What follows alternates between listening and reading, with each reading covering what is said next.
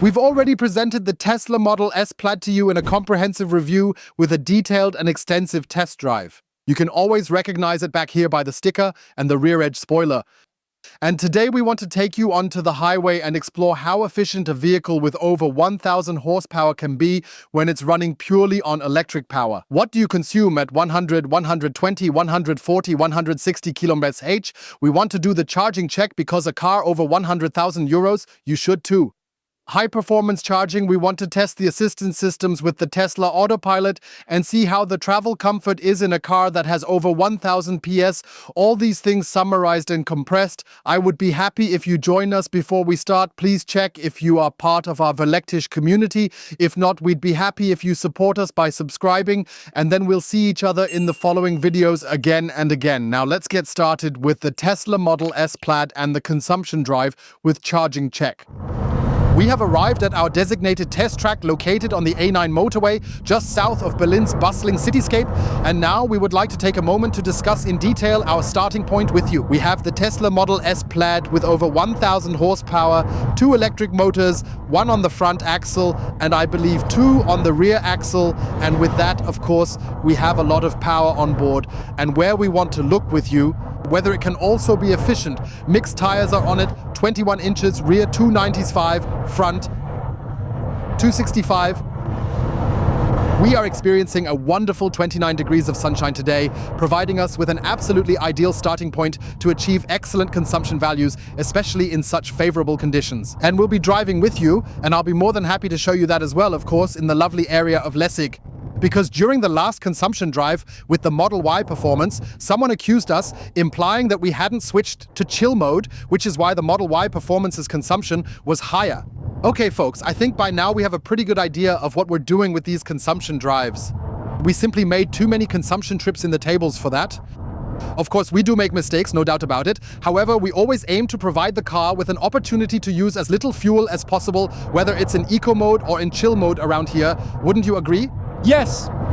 The AC is set to 21 degrees comfortably, with the fan on level 2 to stop noise from reaching the microphone. Yes, what else do we need in the starting point? We're both in a good mood. We're both in quite a good mood, feeling excited.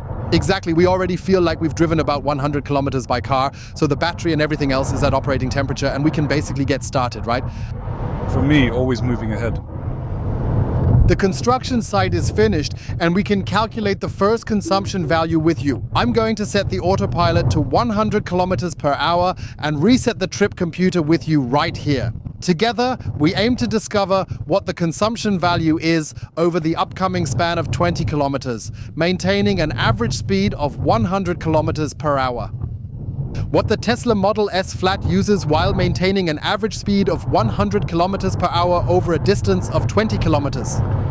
In order to effectively bridge the waiting time until the first interim result is ready, we are going to delve into a detailed examination of how the Tesla Autopilot system functions.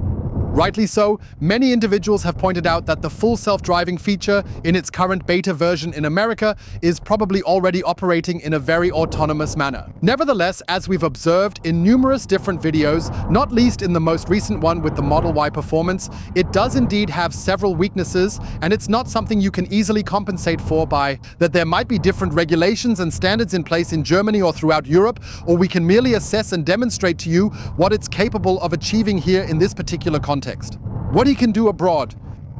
Yes, after all, we are in Germany. What doesn't work here, or respectively in Europe? What doesn't work here, yes, it would be nice if it worked for the carnets. That doesn't help us either.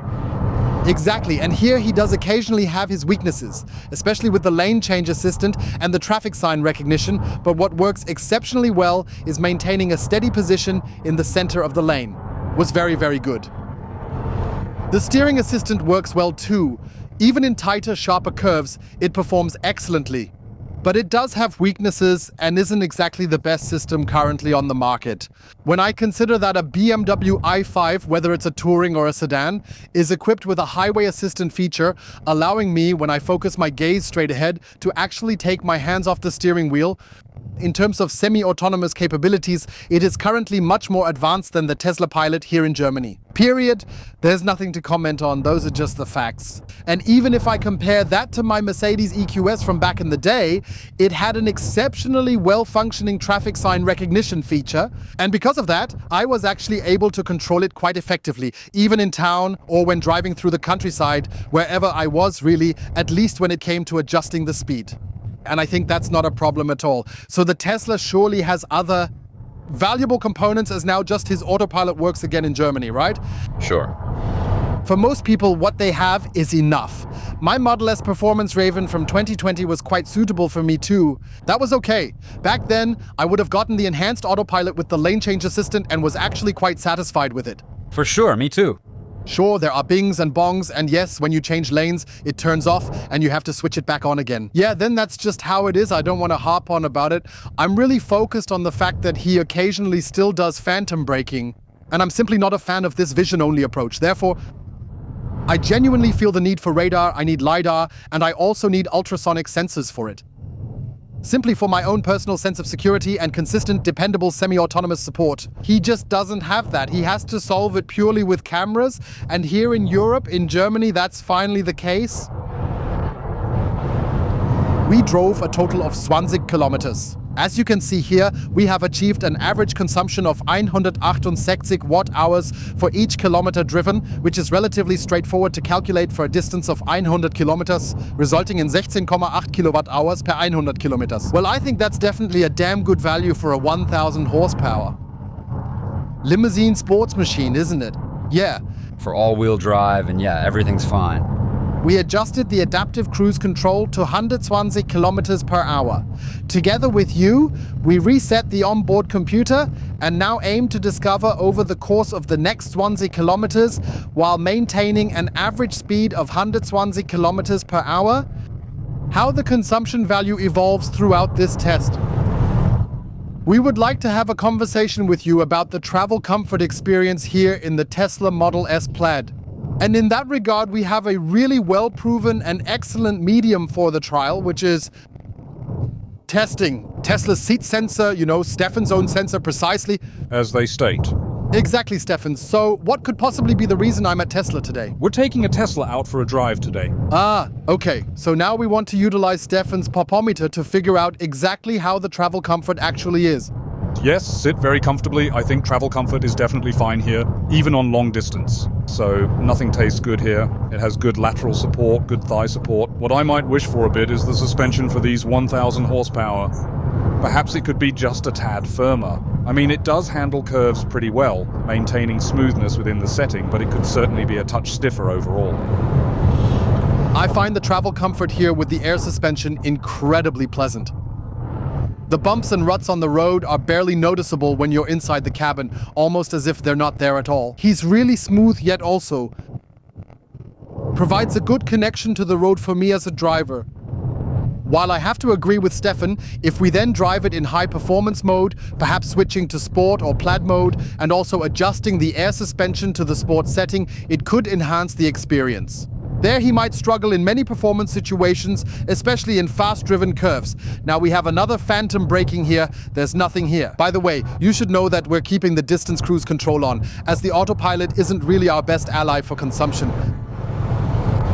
And I do think it needs to be significantly tighter, because the suspension does appear somewhat inferior in terms of performance to some extent. The same principle applies to the brakes. We found this during the review process, especially while accelerating and then slowing down significantly from 100 to 0. That's practically like having this track package for a car of this type, so the brakes with ceramic carbon are pretty much mandatory, right? Yeah, as I said, with that.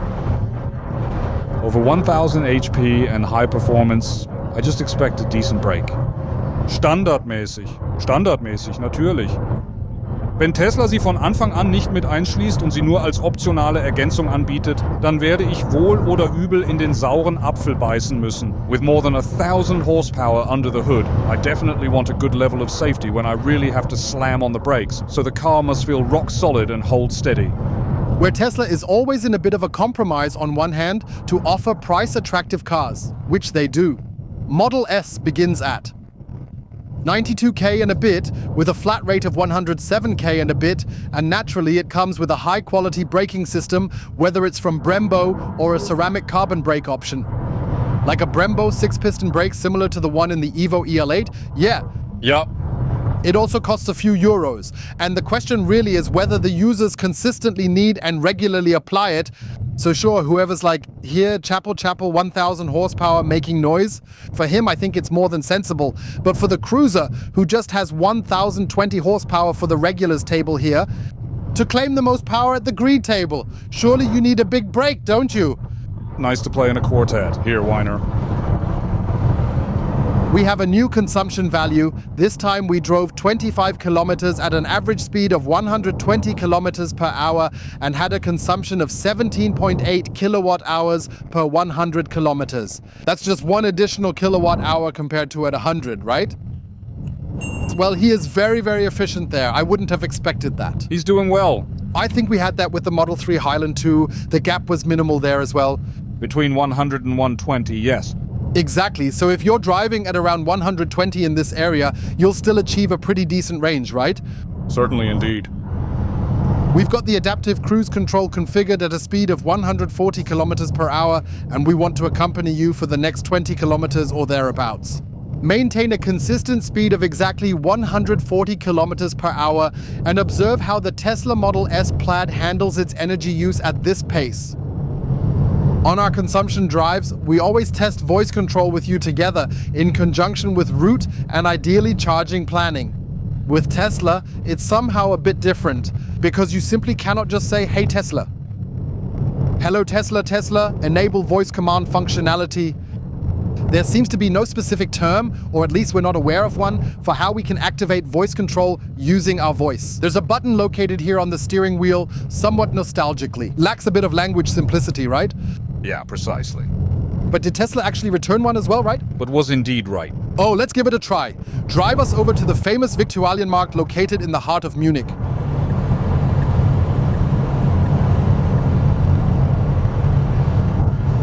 Only available in Munich, there's no Viktualienmarkt here, and I'm feeling a bit disappointed that it's somehow not functioning perfectly in this place. And then, of course, he makes his charging stops in a logical manner, utilizing the widely and thoughtfully distributed Tesla supercharger network that is available. That's a unique and standout feature of Tesla that we truly and deeply appreciate, as it now feels conveniently accessible about every 100 kilometers or so. And not just with 2 or 3 pillars like we know from other providers, but generally it's somehow 10, 15, 20, up to even 40 stalls. Yes, that's quite a lot, and the expansion keeps going. Well, that is really excellent. Thumbs up for that. Where he always thinks and suggests it's probably somehow a speed like around 75, 80 miles per hour, I would say. For example, he has now also selected a supercharger at Leipzig Airport, where we are at 14%. State of charge should still arrive. If you now drive significantly faster, maybe driving the car appropriately at 150, 160, 180 kilometers per hour, then it would correct itself to the next supercharger. Everything operates seamlessly. It excels in battery conditioning and ensures optimal performance. That usually works perfectly. Even if you decide to do it spontaneously, 10 or 12 kilometers beforehand, Tesla has integrated the cooling and heating into the battery pack so well that it should generally work. By the way, this feature also works when you use the Tesla navigation system to search for and locate a charging station, just as we did later on during our test with Ionity, which is an external service provider. Because we always charge at Ionity, there are quite a few Tesla driver comments too. You charge a Tesla at the Tesla supercharger, and I'm always like, why? We live in a free country. The car is manufactured in the United States of America, a country that stands for freedom across 52 states, and yet we're expected to charge at the supercharger. No, we charge where we charge all electric cars to then also compare all electric cars in terms of charging performance. And if Tesla sets different voltages or amperage values at the supercharger, that's Tesla's business. They can do it. But in the end, those 1 or 2 minutes difference don't really matter, because either it charges really fast like a Kia EV6, 1080 at best in 18 minutes, or it sips like we had with the Model Y Performance around 34 minutes, right? That's just the way it is. So route planning is fantastic, charging planning is truly sensationally excellent, and yes, if you wanted to, you would just need to maybe be able to include third-party chargers too. Maybe have a bit more detailed selection options, but honestly, I have to say, better than Tesla does it is hardly possible, right? Correct? Is it that time again? Indeed, we've got that. We have gathered a new consumption metric. We traveled a distance of 22 kilometers non-stop at a constant speed of 140 kilometers per hour, resulting in a consumption rate of 240 watt-hours per every 100 kilometers. I think that's a decent value, right? That's all right. Yes, that's quite good. That's basically equivalent to 24 kilowatt hours per 100 kilometers. And at 140, that's impressive. So, for 1,020 horsepower, for a sedan 5.2 meters, a solid 2.2 tons of curb weight. Indeed, that's quite okay. Even though I don't think it's better than a Mercedes-Benz EQS 450 Plus or something, right? Nah, that one was slightly better. Tesla's advancements in aerodynamics are evident, particularly in the design and enhanced performance of the new Model S. So, they've managed to reduce the drag coefficient to 0.21, which isn't as low as the EQS, standing at 0.10, and therefore, I believe these are quite acceptable values that might even have the potential to be enhanced further. I reckon a long range at 140 could be like 1 or 2 kilowatt hours less, right? What do you think? Yeah, I really agree. It simply has less power drive and stuff. Sure thing. We're cruising at 160 km/h, resetting the onboard computer to 0 while we go along, and unfortunately, I can't utilize the adaptive cruise control support because it simply cuts off once you hit 150. Dude, I really wonder what's so difficult about it now, because my Audi A8 from 20 years ago, it also had adaptive cruise control up to 210, and Audi managed it even back then, that you can drive at 210, with the distance rule of the motorway. Maybe not with the precision in the middle of the lane as we know it today, but at least maintaining the distance. Yeah, I don't understand it either, especially since this car here can hit, I think, about 280. It definitely does work well for Erica. Yes, of course. We managed to drive continuously at 160 for a solid 21 kilometers and had a consumption of 280 watt-hours per kilometer, which is, well, 20 kilowatt hours per 100 kilometers means I'm actually a bit disappointed. Honestly now, I don't actually think so. It's actually okay. For the power here, whole radius under 30, we've seen it quite differently. That's an absolutely top value, no question. But remember, the EQS, we generally consumed about 24,5 bis 25 Kilowattstunden while using cruise control at 160. Sure, we have just driven through the speed of 160. Yeah, okay? I believe it's all right. And truly, I'm not just a fanboy either. I would suggest you compare our results with the other tested vehicles, and please feel free to share your opinions about the fuel consumption in the comments below.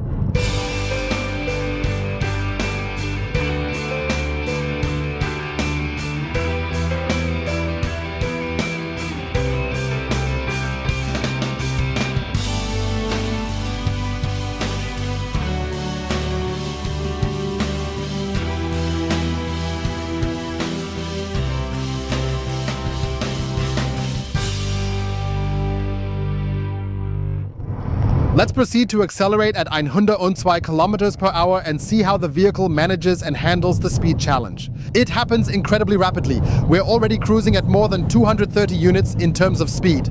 However, we unfortunately have to say goodbye to our guest now because naturally, other commuters also share this highway with us. Stefan, please check if you have your value 100, 200.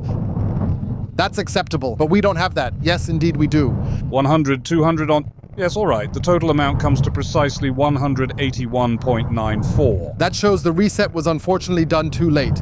So it means we have to try it again, perhaps going in the opposite direction. By the way, I have selected the Ionity charging station under the charging option to provide it with the opportunity to precondition accordingly. Given our high-performance driving today, we've managed to shoot an entire segment highlighting the drag strip mode already. I believe the battery has a sufficient temperature for rapid charging. Yes, he must have it. So far, it hasn't preconditioned yet because it doesn't have to, just in case someone gets the idea that if it doesn't immediately reach your desired dream charging time, It's not about mine, about yours, that not everything is perfectly set again. By the way, we also have 30 degrees outside temperature, so actually it should already feel like 30 degrees from the start, right? Ought to be adequately preconditioned enough. Yes, now we plan to pick up the pace and accelerate through this section a bit more thoroughly. Attempt to reduce your speed to less than 100 kilometers per hour, but there's simply too much traffic around here, Stefan. Today is somehow on the other side, well, holiday season. Where we were also lucky to drive all the stints continuously. Yes, I noticed that too. We mustn't complain, please. We'll try it again on the movie box in a moment. We want to accelerate with you from the highway on-ramp starting at 30 kilometers per hour, and I really have to emphasize it picks up speed quite rapidly. We're reaching 150 kilometers per hour, then moving up to 170, and we're also powerfully accelerating beyond the impressive 200 mark. But then naturally, as always, there's someone who comes along and cuts us off in front. But of course, we definitely want to try and show you the maximum achievable speed even in the midst of heavy traffic. But we're not succeeding. There's the next Stefan, quote, the draggy values, we measured them with GPS. What do we have? So we have 60 to 100, 1.34, 80, 120, 1.73, and 100 to 200, 8.26. Those are really impressive and brute figures indeed. So that's already getting into the realm of a Porsche 911, I don't even quite know, standard turbo level or something like that. So it really pushes forward. You can feel it. We have 13% state of charge. The battery isn't fully charged, and yet it's just taking off like a greyhound racing for its very life, speeding down the track with incredible and unstoppable urgency. And I'm telling you, we're over 250 kilometers per hour here. 282 is the top speed. You can really notice the wind noise over the A-pillar and by the side mirrors. However, we are not allowed to take any risks here, especially with a van merging right in front of our car. And we go ahead and apply the brakes with force. You can really tell that they are extremely soft and gentle in their response. I would really wish for brakes that have significantly more power. And we've already talked about this earlier on, but when it comes to performance metrics, that's simply Tesla for you. Hats off for such impressive engineering.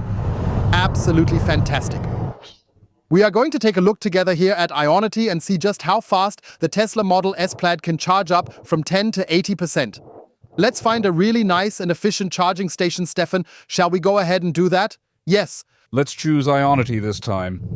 Yes, at Ionity, we actually have a total of 12 charging stations available here, and the colleague has already plugged in over there. That means we'll take a short drive backwards and then observe how quickly the Model S is really capable of handling that task. We arrived here at Ionity with noon % state of charge. We had to switch the charging station because the screen was somehow defective, and we'd of course love to show you the values here sometime, and it's gradually building a charging peak. The battery ought to be sufficiently warm since we've thoroughly stressed it. So lately, and he had indeed already been really quite in the cooling phase, Tesla can efficiently cool and heat the battery when needed, with its peak charge rate reaching an impressive 250 kilowatts. However, as I've read in some forums, this might involve a variety of complex factors such as voltage, amperage, and specific conditions linked to superchargers. Today, it seems quite likely we are, of course, more than happy to be very pleasantly surprised when achieving 250 kW here. At 11%, it climbed nicely. You can see it here too. 203 kilowatts, that's how we like it. And of course, I hope, and it's also my wish, that we can show you the 250.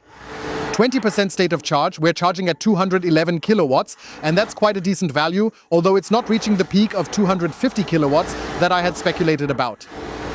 The key is that he maintains a high peak number for as long as possible so that we can keep the charging time correspondingly short. Curious where we'll land. Your guess?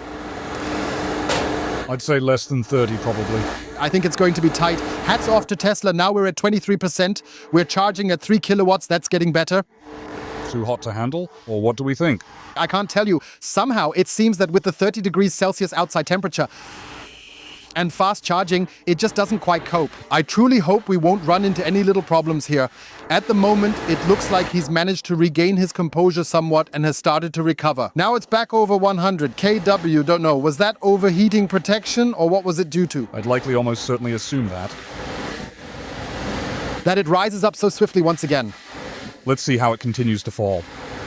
He's gone back to 211 kW and right now it's at 24%. This is precisely what I am talking about. 7 minutes have passed. During that time, he charged 15%.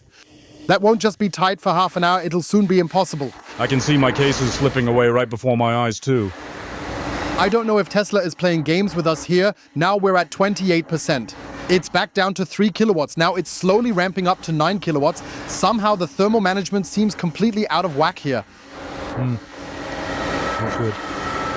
At 30%, it's risen up to 215 $. Now, let's observe how long it holds this, because this kind of back and forth ping pong really isn't fun at all. He should rather consistently load slightly slower. And then it's fine. Everything seems to be like this. Up, down, up, down. Yes, for a change, we're back at 3 kilowatt at 33%. Let's see if we can stay under 15 minutes, right? Oh God, he must end it. And even at 37%, it went down to 3 kilowatts, now slowly building up the charging peak again. He just went up to 219 kilowatts. Let's see where he decides to go next. Something definitely doesn't seem right here. So either. He pumps in quite a bit of charging power, then realizes he's overheating and scales it back down. Earlier, a Polestar was charging there, and it recognized us, so we ended up having a brief conversation. And yes, it managed to charge here perfectly fine without encountering any issues. So it definitely can't be the charging station that's causing the problem, not that some experts might mistakenly come up with that idea once again. Now it's going back up. You can see it's at 218 kilowatts. Let's see how long it holds that now. The charging downtime is always the perfect opportunity to show you the Tesla Model S Plaid from the outside again. And at the front, Tesla, with the facelift here, they've nicely worked on the front bumper. That looks really stylish. We've got new headlight technology. I mean, those ones as well. By now, Tesla's adaptive LED lighting is capable of performing in a matrix form. And we have it here in a very, very nice stealth gray metallic pearl effect. Stefan, why don't you go ahead and take a good look? In the sunlight, you can observe the mineralization and bluish tinges quite vividly. That looks truly fantastic, but it comes with a hefty price tag of 2,600 euros, just like the elegant arachnid wheels, which have now been further enhanced for even better aerodynamic performance as well. I'm not referring at all to the scratches made by the riders who came before us. Rather, it's simply a really stylish and impressive rim. Front, 265 35 ZR21 and even 295 mixed tires in the back. By the way, they cost a hefty 4,900 euros extra. So you can leave quite a bit more in the configurator on top of the 107,900 euro base price. Even with Tesla, the highlight for me is this beautiful.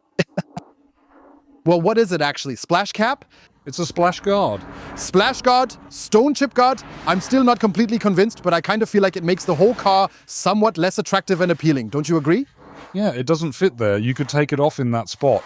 With the facelift, we included all the nice glossy black, including the door handles, mirror frames, and so on. Here in the back, you can see very, very nicely the Michelin tires in 295 on the arachnid rim.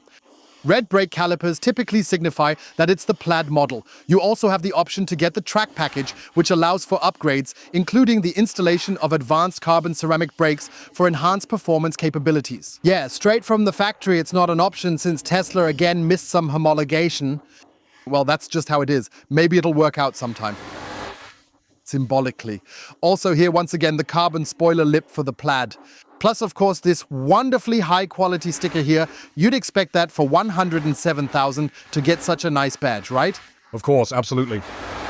And the highlight, in my opinion, is definitely the rear bumper. With that, once again, alongside the slightly more optimized taillights, there's this strikingly new design feature. The taillights kind of remind me a bit of a Daihatsu from 20-30 years ago, don't they? Appears dated, huh? Tesla did a great job flaring the wheel arches and the car feels wider.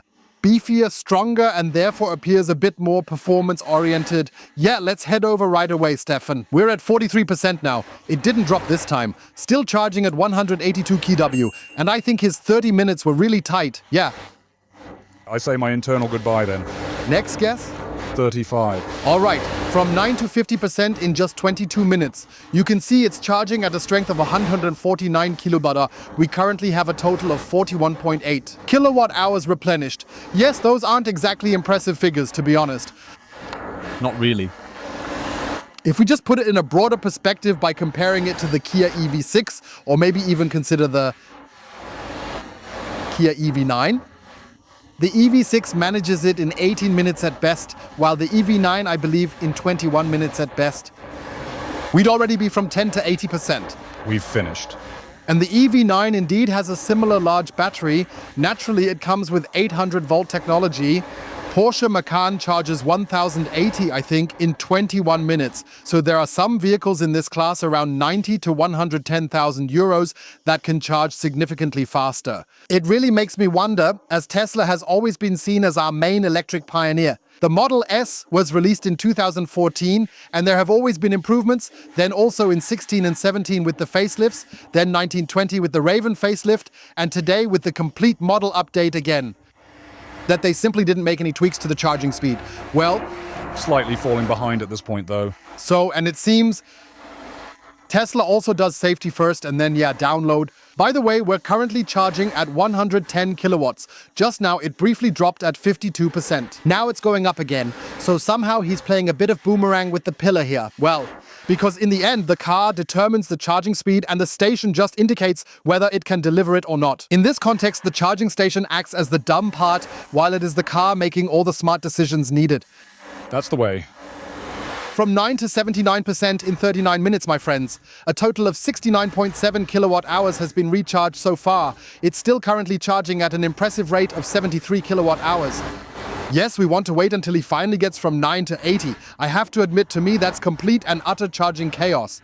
It's admittedly a harsh word, but the constant up and down and down and down and up and down, I think, even when we have 29, 30 degrees today, I find an electric car in that price range. Our subject in the exhibition costs almost 120,000, but absolutely unworthy, right? Sure thing.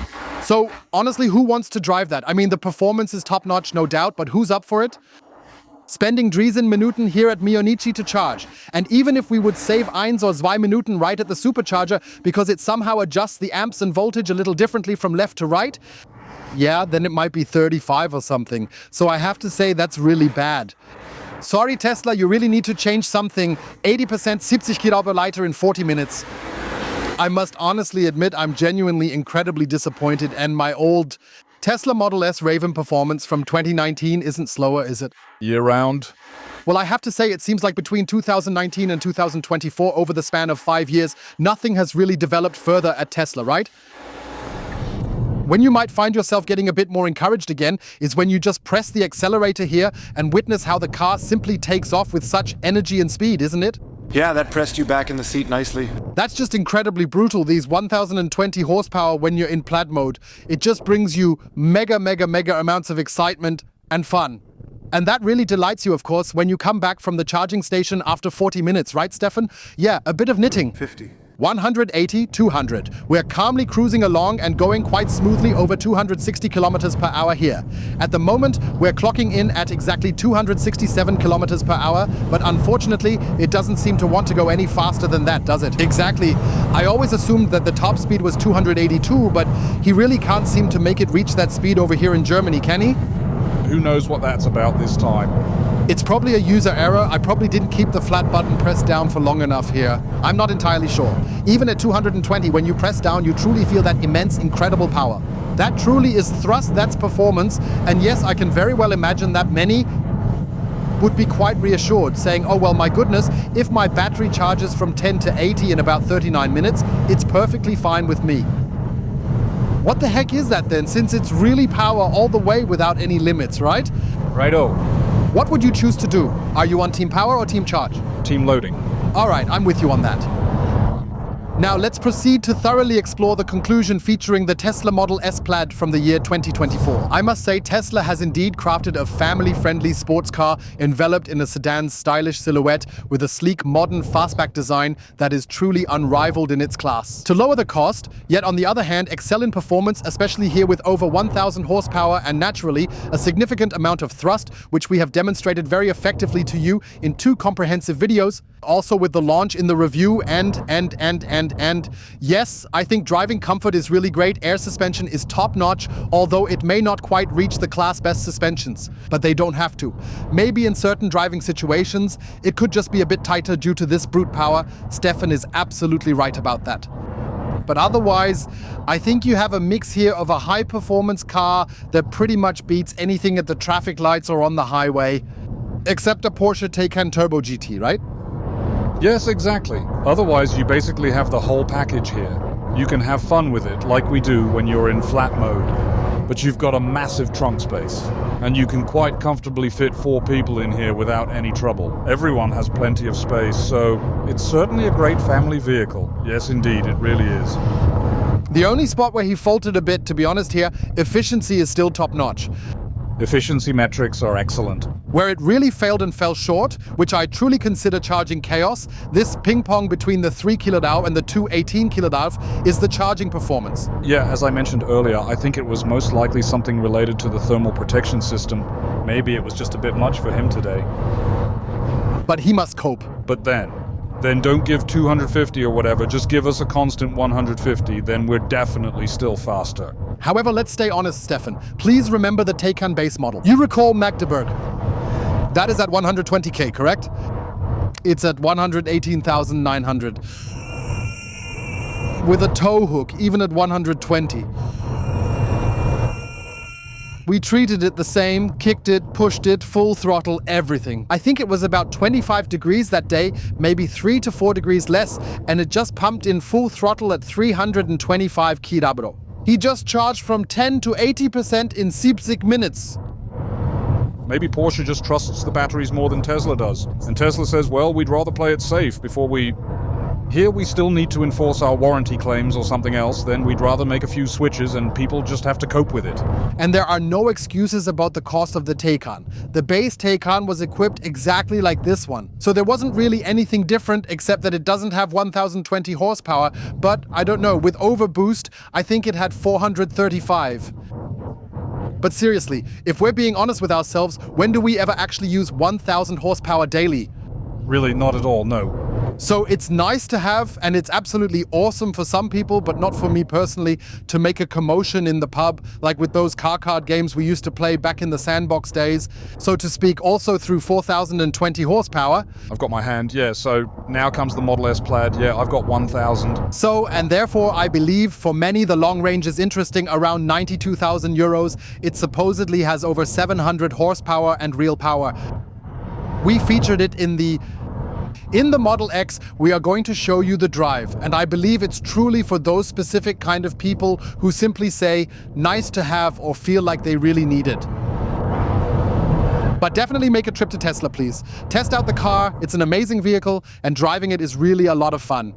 Be it long range or Plaid, test drive it, compare them, and check out the charging. I hope that was just a one-time occurrence. And yes, you'll need to see if you can find an appealing leasing option, financing or purchase offer for his car. And with that, we have now reached the conclusion of today's video. I hope you all enjoyed the video. Please give it a thumbs up. Please go ahead and check if you are part of the Simple Electric community.